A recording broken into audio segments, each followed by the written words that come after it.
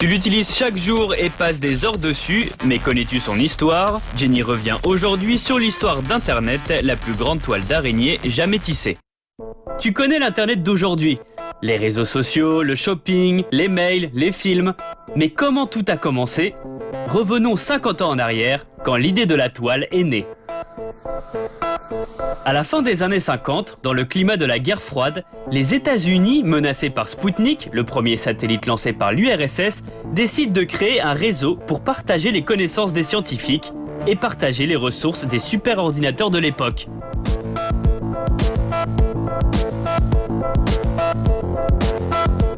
C'est l'ARPANET. Le premier message passé entre deux ordinateurs était « login ». Lors de la crise des missiles de Cuba, les États-Unis sont à portée de tir des missiles nucléaires russes. Sous cette menace, ils décident de développer un réseau décentralisé pour que les communications soient toujours opérationnelles dans le cas d'une attaque nucléaire. Le mot Internet est utilisé pour la première fois. Les réseaux du monde entier sont rattachés. L'utilisation des réseaux se diversifie. L'email est inventé en 1973 et le premier est envoyé entre deux ordinateurs éloignés de quelques mètres. À la fin des années 80, 75% du trafic sur le réseau est de la transmission d'emails. www est inventé et transforme le réseau réservé aux professionnels en autoroute de l'information. C'est l'invention des pages web et des navigateurs. Le premier était Mosaic.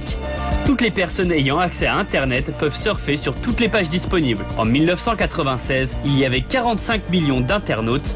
En 1999, 150 millions. www fait partie de notre quotidien et de nos cultures.